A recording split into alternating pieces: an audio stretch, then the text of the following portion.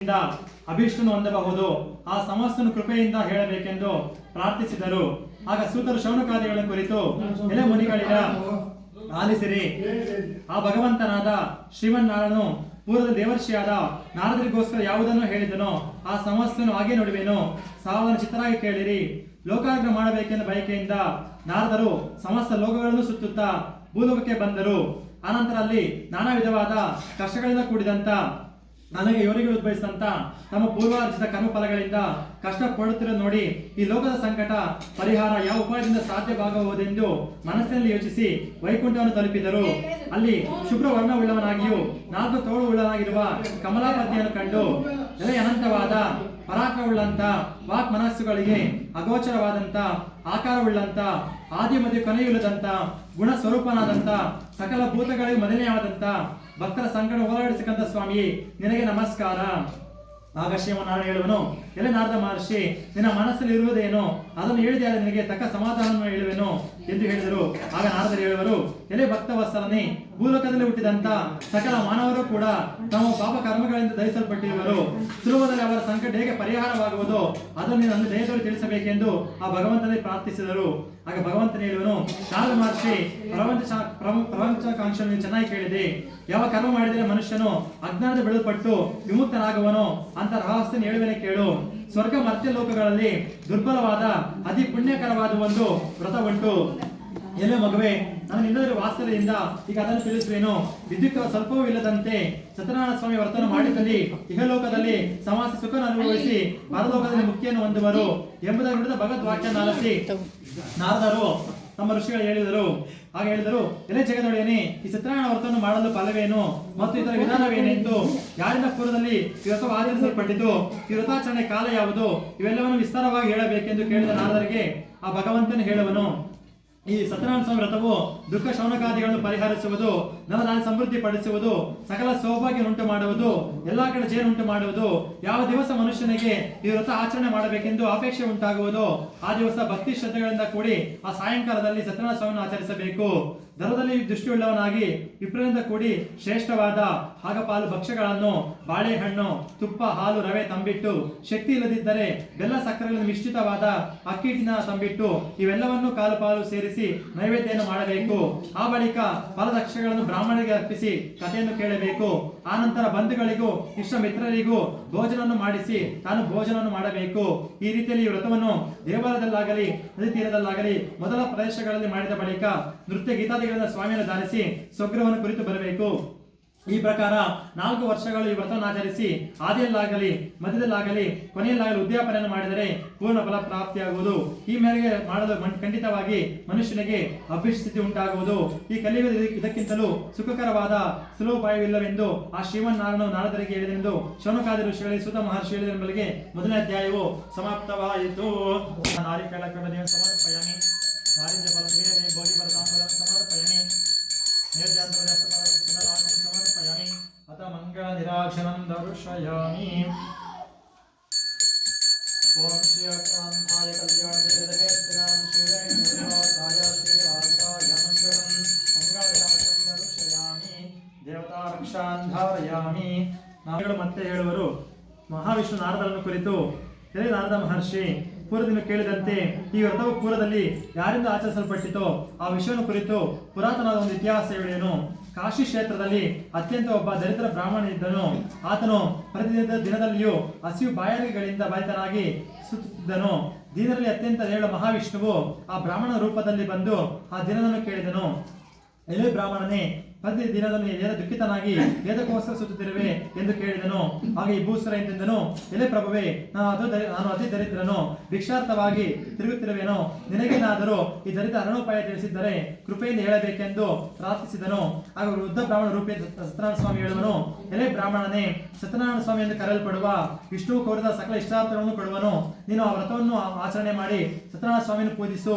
ಯಾವ ವ್ರತವು ಮಾಡಿ ಮನುಷ್ಯನು ಸರ್ವ ದುಃಖಗಳನ್ನು ಮುಕ್ತನಾಗುವನು ಅಂತ ಉತ್ತಮವಾದ ವ್ರತವನ್ನು ತದ್ವಿಧವನ್ನು ಬ್ರಾಹ್ಮಣನಿಗೆ ತಿಳಿಸಿ ಆ ವೃದ್ಧ ಬ್ರಾಹ್ಮಣ ರೂಪಿಯಾದ ಸತ್ಯನಾರಾಯಣ ಸ್ವಾಮಿಯು ಅಂತರ್ಧನಾದನು. ಆ ನಂತರ ಆ ಬ್ರಾಹ್ಮಣನು ವ್ರತವನ್ನು ಮಾಡಬೇಕೆಂದು ಚಿಂತಿಸುತ್ತಾ ರಾತ್ರಿ ನಿದ್ರೆಯನ್ನು ಕೂಡ ಮಾಡಲಿಲ್ಲ. ಮಾರನೇ ದಿವಸ ಬೆಳಿಗ್ಗೆ ಎದ್ದು ಸತ್ಯನಾರಾಯಣ ಸ್ವಾಮಿ ವ್ರತವನ್ನು ಮಾಡುವುದಾಗಿ ಸಂಕಲ್ಪ ಮಾಡಿ ಭಿಕ್ಷೆಗೆ ಹೋದನು. ಆ ದಿವಸ ಬ್ರಾಹ್ಮಣನು ವಿಶೇಷವಾದ ಹಣವನ್ನು ಹೊಂದಿದನು. ಆ ಹಣದಿಂದ ಬಂಧುಗಳೊಂದಿಗೆ ಸತ್ಯನಾರಾಯಣ ಸ್ವಾಮಿ ವ್ರತವನ್ನು ಆಚರಿಸಿದನು.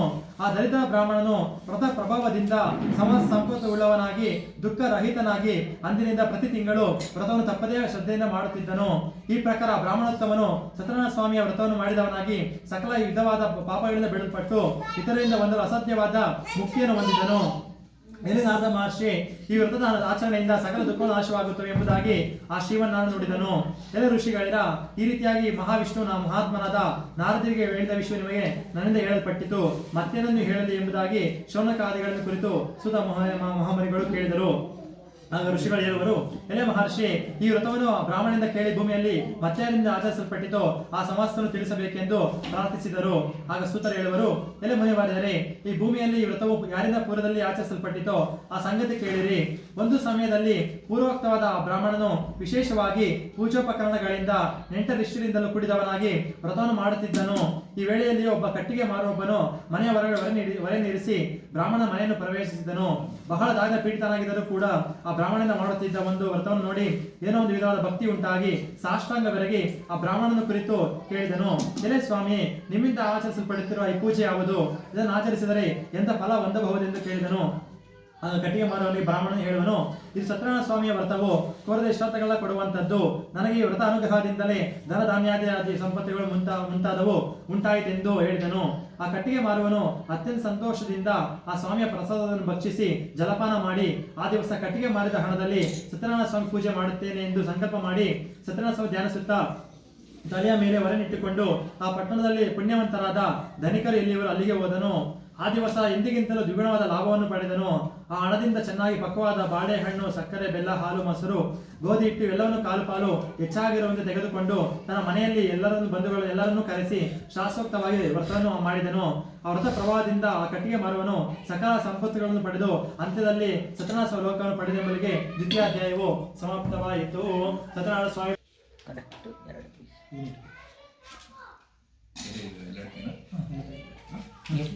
ವೇದದಲ್ಲಿ ಅಡಿಕೆ ತಗೊಂಡು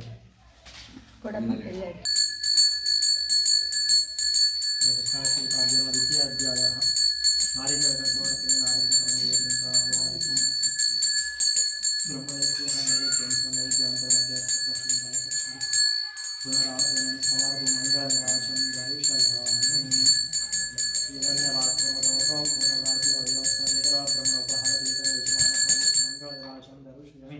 ದೇವತಾಕ್ಷಾಂಧಾರ್ಯಾಮಿ ನಮಸ್ಕಾರಾಮಿ.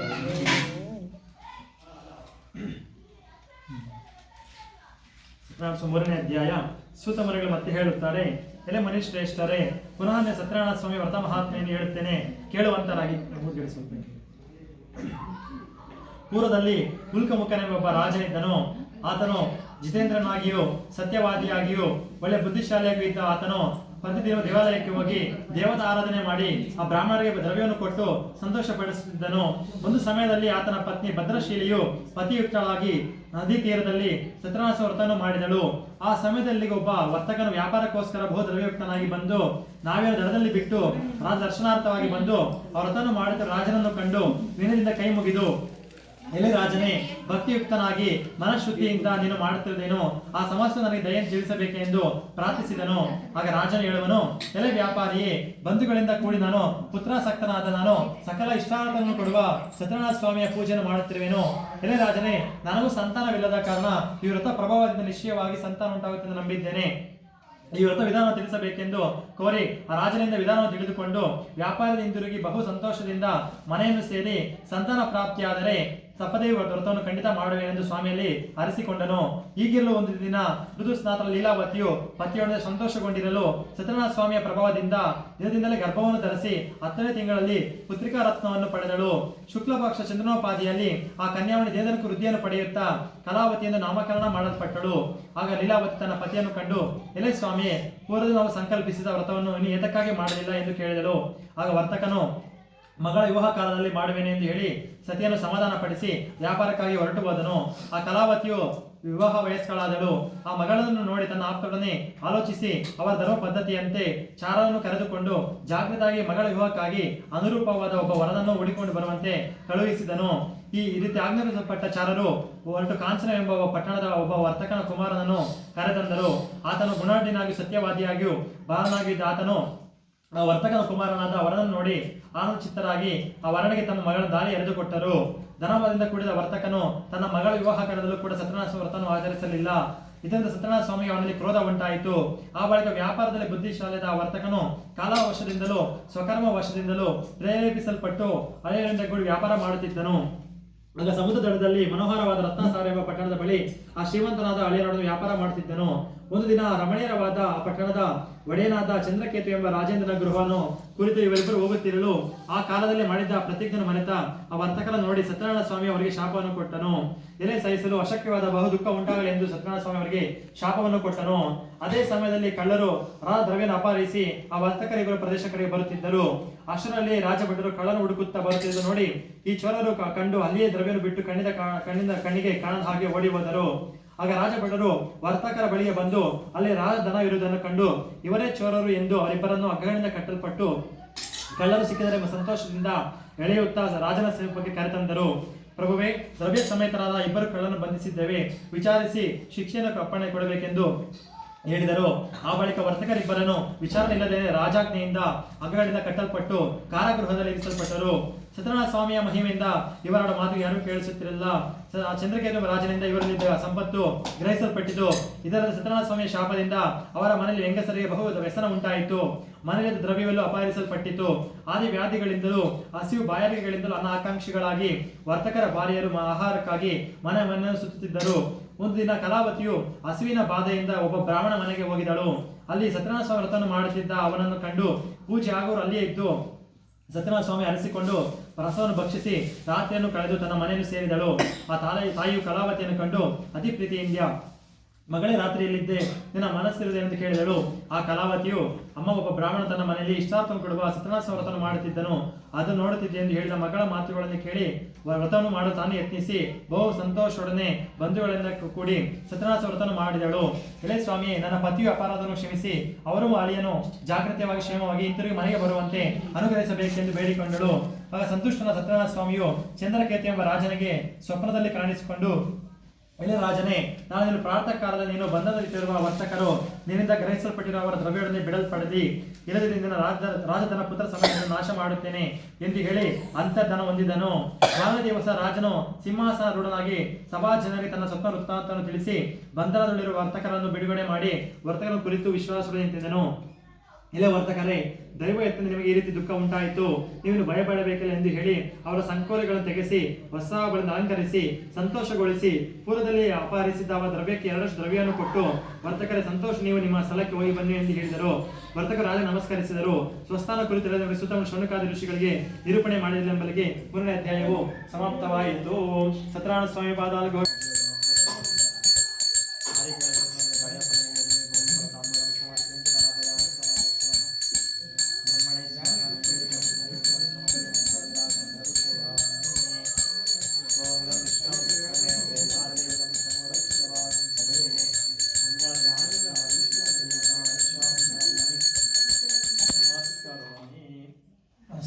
ಪ್ರಾರ್ಥನಾ ಸಮಾಗಮ ದೇವತಾ ರಕ್ಷಾಂ ಧಾರಯಾಮಿ.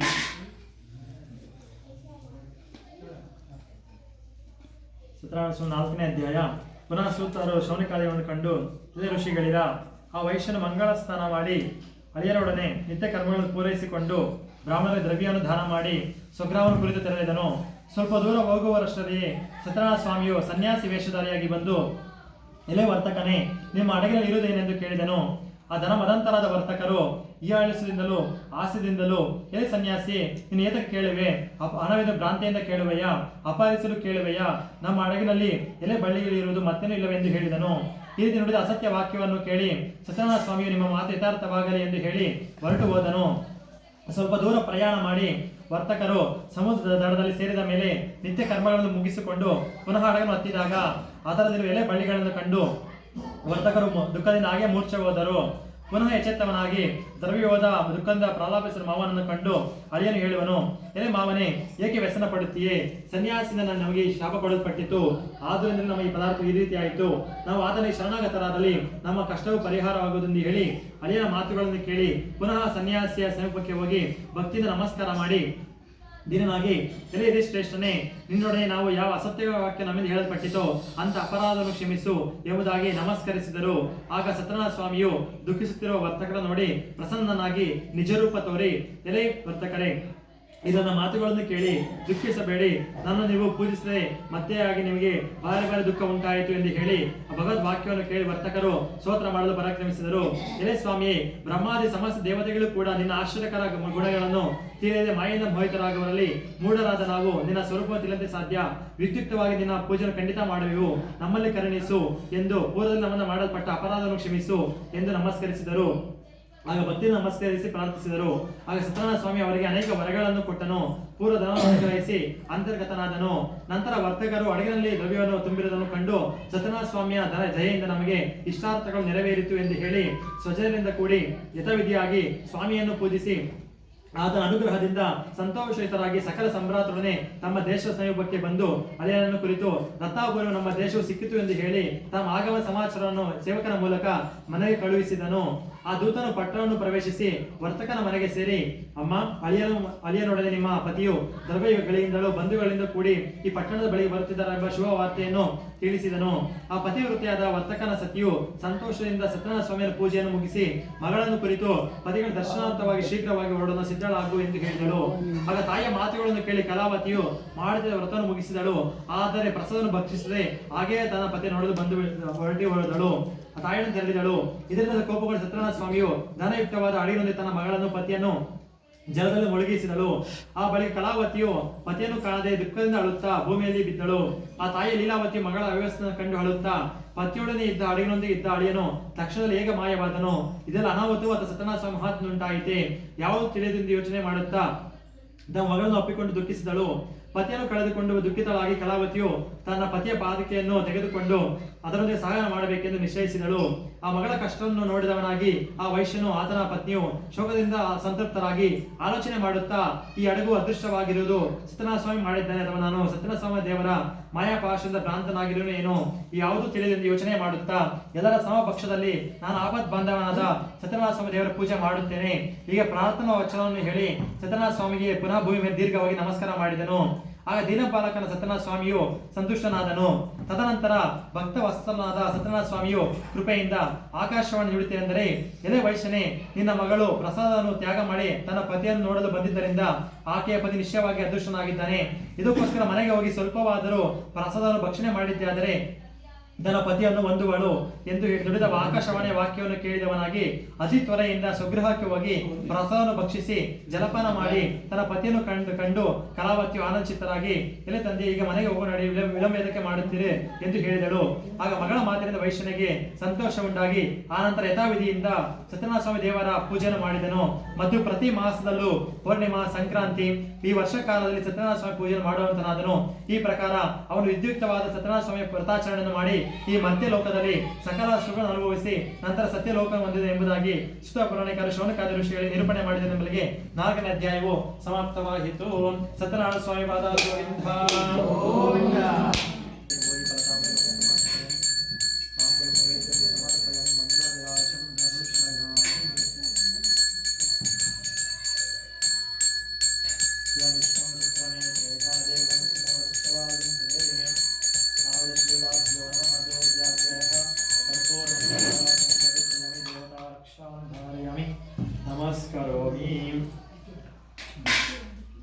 ಅತಿಯಾದ ದುಃಖವನ್ನು ಹೊಂದಿದನು. ಆತನು ಒಂದು ದಿನ ಅರಣ್ಯದಲ್ಲಿ ಬೇಟೆಯಾಡುತ್ತಾ ಮೃಗನ ಸಂಹಾರ ಮಾಡಿ ತನ್ನ ನಗರ ಸಮೀಪವಾದ ಒಂದು ವಟ ವೃಕ್ಷದ ಬಳಿ ನಿಲ್ಲುವನಾದನು. ಅಲ್ಲಿ ಗೋಪಾಲಕರು ತಮ್ಮ ಬಂಧುಗಳಿಂದ ಕೂಡಿ ಸಂತುಷ್ಟರಾದವರಾಗಿ ಭಕ್ತಿಯುಕ್ತ ಅಂತಃಕರಣವುಳ್ಳವರಾಗಿ ಸತ್ಯನಾರಾಯಣ ಸ್ವಾಮಿಯ ಪೂಜೆಯನ್ನು ಮಾಡುತ್ತಿದ್ದರು. ಇದನ್ನು ನೋಡಿದ ರಾಜನು ಅಹಂಕಾರದಿಂದ ಅಲ್ಲಿಗೆ ಹೋಗಲೇ ಇಲ್ಲ ಮತ್ತು ಸತ್ಯನಾರಾಯಣ ಸ್ವಾಮಿ ಕುರಿತು ನಮಸ್ಕಾರವನ್ನು ಮಾಡಲಿಲ್ಲ. ಆದರೂ ಕೂಡ ಸಮಸ್ತ ಗೋಪಾಲಕರೆಲ್ಲರೂ ಕೂಡ ಸೇರಿ ಸತ್ಯನಾರಾಯಣ ಸ್ವಾಮಿ ದೇವರ ಪೂಜೆ ಪ್ರಸಾದವನ್ನು ರಾಜನಿಗೆ ನೀಡಿದರು. ಆ ರಾಜನು ಆ ಪ್ರಸಾದವನ್ನು ಪರಿತ್ಯಾಗ ಮಾಡಿದನು. ಆ ಪರಿತ್ಯಾಗ ಮಾಡಿದ ಕಾರಣ ಅತಿ ದುಃಖವನ್ನು ಹೊಂದಿದನು. ಆ ರಾಜನ 100 ಮಂದಿ ಮಕ್ಕಳು ನಾಶವಾದರು. ಧನಧಾನ್ಯ ಮದದ ಐಶ್ವರ್ಯ ನಾಶವಾಯಿತು. ಆಗ ರಾಜನು ಈ ಸಕಲವು ಸತ್ಯದೇವರ ಪ್ರಸಾದ ನಾನು ತಿರಸ್ಕರಿಸಿದ ನನಗೆ ನಷ್ಟ ಉಂಟಾಯಿತೆಂದು ತಿಳಿದು ಯಾವ ಸ್ಥಳದಲ್ಲಿ ಸತ್ಯದೇವರ ಪೂಜೆ ಆಯಿತು ಪುನಃ ಆ ಸ್ಥಳಕ್ಕೆ ಹೋಗಿ ಗೋಪಾಲಕರ ಸಹಿತನಾಗಿ ಭಕ್ತಿ ಮತ್ತು ಶ್ರದ್ಧೆಯುಕ್ತನಾಗಿ ಯಥಾವಿಧಿಯಿಂದ ಸತ್ಯದೇವರ ಪೂಜೆಯನ್ನು ಮಾಡಿದನು. ಆ ನಂತರ ರಾಜನು ಸತ್ಯದೇವರ ಪ್ರಸಾದದ ದೆಸೆಯಿಂದ ಧನಧಾನ್ಯ ಪುತ್ರಾದಿ ಐಶ್ವರ್ಯನು ಪುನಃ ಹೊಂದಿದವನಾಗಿ ಇಹಲೋಕದಲ್ಲಿ ಸುಖವನ್ನು ಅನುಭವಿಸಿ ಅಂತ್ಯಲೋಕದಲ್ಲಿ ಸಾಕ್ಷಾತ್ ವೈಕುಂಠವನ್ನು ಹೊಂದಿದನು. ಈ ಪ್ರಕಾರವಾಗಿ ಪರಮ ದುರ್ಬಲ್ಯವಾದ ಈ ವ್ರತವನ್ನು ಯಾರು ಮಾಡುತ್ತಾರೋ ಅವರಿಗೆ ಸತ್ಯನಾರಾಯಣ ಸ್ವಾಮಿ ದೇವರ ಪ್ರಸಾದದಿಂದ ಧನಧಾನ್ಯ ಮುಂತಾದ ಪ್ರಾಪ್ತಿಯಾಗುತ್ತದೆ. ಮತ್ತು ಯಾರು ದರಿದ್ರನಾಗಿರುತ್ತೋ ಅವರಿಗೆ ಧನ ಪ್ರಾಪ್ತಿಯಾಗುತ್ತದೆ. ಎಲ್ಲಾ ಕಷ್ಟಗಳು ಮುಕ್ತನಾಗುತ್ತಾನೆ. ಯಾವ ಮನುಷ್ಯನು ಭೀತಿಯಿಂದ ಹೊಂದಿರುತ್ತಾನೋ ಅವನು ಭಯದಿಂದ ಮುಕ್ತನಾಗುತ್ತಾನೆ. ಇವರುಗಳು ಇಹಲೋಕದಲ್ಲಿ ಸಂಪೂರ್ಣ ಸುಖ ಅನುಭವಿಸಿ ಅಂತ್ಯಲೋಕದಲ್ಲಿ ವೈಕುಂಠ ಹೊಂದುತ್ತಾರೆ.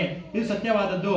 ಮತ್ತೆ ಸುತ ಮಹಾಮನಿಗಳು ಹೇಳುತ್ತಾರೆ, ಎಲ್ಲ ಶೌನಕಾದಿ ಋಷಿಗಳೇ, ಈ ಪ್ರಕಾರವಾಗಿ ನಾನು ಸತ್ಯದೇವರ ವ್ರತ ನಿಮಗೆ ಕಥನ ಮಾಡಿಸಿರುತ್ತೇನೆ. ಈ ವ್ರತವನ್ನು ಮಾಡಿದ್ದೇ ಆದರೆ ಮನುಷ್ಯರು ಸಂಪೂರ್ಣ ದುಃಖದಶೆಯಿಂದ ಮುಕ್ತರಾಗುತ್ತಾರೆ. ಕಲಿಯುಗದಲ್ಲಿ ಇದಕ್ಕಿಂತಲೂ ಸತ್ಯನಾರಾಯಣ ಸ್ವಾಮಿ ದೇವರ ಪೂಜೆಯು ವಿಶೇಷವಾಗಿ ಕೋರಿದ ಫಲವನ್ನು ಕೊಡುವಂತದ್ದು. ಈ ಸತ್ಯನಾರಾಯಣವನ್ನು ಕೆಲವರು ಕಾಲವೆಂದು ಹೇಳುತ್ತಾರೆ, ಇನ್ನು ಕೆಲವರು ದೇವರೆಂದು ಹೇಳುತ್ತಾರೆ. ಹೀಗೆ ನಾನಾ ಪ್ರಕಾರವಾದ ರೂಪ ಧಾರಣೆ ಮಾಡಿ ಸಕಲ ಶ್ರದ್ಧಾ ಭಕ್ತಿಯುತರಾದ ಭಕ್ತರುಗಳಿಗೆ ಫಲವನ್ನು ಕೊಡುವಂತವನು. ಹೀಗೆ ಸನಾತನನಾದ ಭಗವಂತನು ಈ ಕಲಿಯುಗದಲ್ಲಿ ಸತ್ಯನಾರಾಯಣ ರೂಪವನ್ನು ಧರಿಸುತ್ತಾನೆಂದು ಸೂತರು ಹೇಳುತ್ತಾರೆ. ಮುನಿಗಳೇ, ಯಾರು ಸತ್ಯದೇವರ ಸ್ವಾಮಿಯ ವ್ರತವನ್ನು ದಿನವೂ ಶ್ರವಣ ಮಾಡುತ್ತಾರೋ ಅಥವಾ ಪಠಣ ಮಾಡುತ್ತಾರೋ ಅವರ ಸಮಸ್ತವಾದ ದುಃಖವು ಸತ್ಯದೇವರ ಪ್ರಸಾದದಿಂದ ನಾಶ ಹೊಂದಿದವರಾಗಿ ಸುಖದಿಂದ ಇರುತ್ತಾರೆ. ಇದರಲ್ಲಿ ಸಂಶಯ ಇಲ್ಲ ಎಂಬುದಾಗಿ ಸುತ ಪುರಾಣಿಕರು ಶೌನಕಾದಿ ಋಷಿಗಳಿಗೆ ನಿರೂಪಣೆ ಮಾಡಿದೆಂಬುದಾಗಿ 5ನೇ ಅಧ್ಯಾಯವು ಸಮಾಪ್ತವಾಯಿತು. ಸತ್ಯನಾರಾಯಣ ಸ್ವಾಮಿ ಪಾದಾಲ ಗೋವಿಂದ ರಮಣ ಗೋವಿಂದ. ಪಂಚಮಾಧ್ಯಾಯ ಧ್ರುವಾಗ್ರಾಮಿ ಸಮರ್ಪಯಾಮಿ.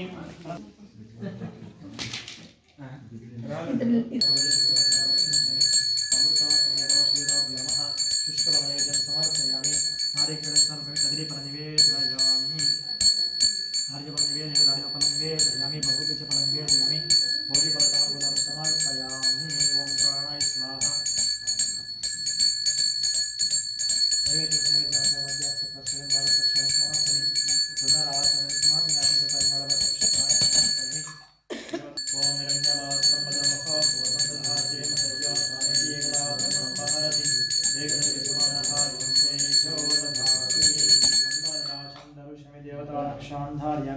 ನಮಸ್ಕಾರೋಮಿ.